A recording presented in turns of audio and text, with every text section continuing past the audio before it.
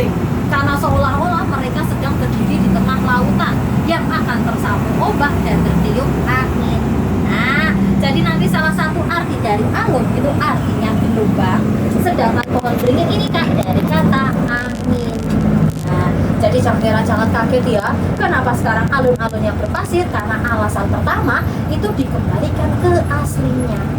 Untuk alasan kedua, biar sesuai dengan maknanya, yakni gambaran lautan tapi tanpa pantai. Jadi yang tersisa hanya pasirnya tok gitu.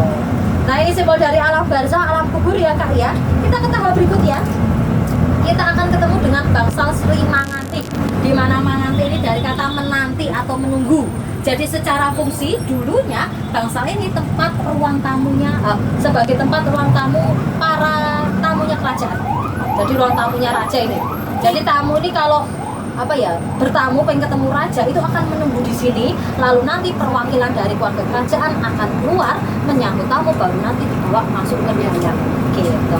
Tapi kalau sekarang Kak ini untuk bangsa Sri Manganti digunakannya sebagai pagelaran kecil-kecilan. Nah, jadi kalau Kakak pas hari Sabtu Minggu ke keraton, nanti ada bonusnya ya kan, ada pertunjukan baik itu tari-tarian, wayangan atau lain sebagainya gitu. Tapi kalau menurut sumbu filosofi Kak, bangsa Sri Manganti, Manganti itu dari kata menanti atau menunggu. Jadi ini simbol apa? Simbol tempat menunggunya manusia untuk ditimbang amalku baik dan buruknya. Jadi ini tempat tunggunya saja, yang ini simbol timbangannya. Jadi dengan adanya bangsal Trajumas, di mana Trajum itu artinya timbangan. Jadi ini simbol timbangan manusia. Tapi tenang saja ya kakak-kakak, terutama yang ciwi-ciwi ya kan, di keraton tidak akan ada timbangannya ya kan, karena terpantau ciwi-ciwi ini biasanya agak fobia timbangan Kak. Jadi tenang Kak, tenang saja. Dan yang terakhir, sudah ditimbang amal baik buruknya manusia, kita akan ketemu dengan Gedong Progoyekso. Ini adalah tempat untuk menyimpan pusaka keraton.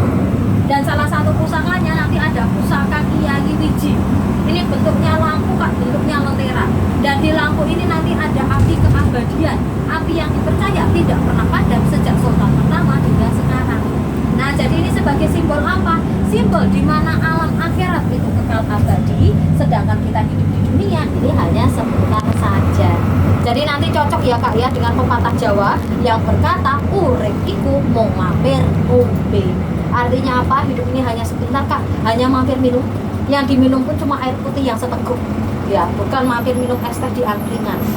Ya, tambah gorengan, sate, gitu, terus nasi kucingnya. Wah, itu judulnya mampir warung Kak, bukan mampir mobil. Iya toh. Nah, dengan ini Kak cerita Parani kita sudah berakhir. Ini kita perjalanan ke selatan ke Panggung Krapyak yang akan memakan waktu sekitar kurang lebih sekitar 10 menitan. Nah, Panggung Krapyak seperti apa nanti seperti ini fotonya. Ya. Sembari perjalanan mungkin ada pertanyaan dulu. Silahkan. Kalau nggak ada pertanyaan tuh saya sukanya bikin lomba cerdas cermat loh di dalam bis. Terpantau karena dulu saya lulusan pendidikan sejarah ya toh. Tapi bukannya mau sombong, tapi sombong itu tanda mampu. Terakhir ini saya cuma 3,8. Hebat, Masya Allah. Nilai paling jelek itu cuma B-nya 1B gitu. Itu iya, cuma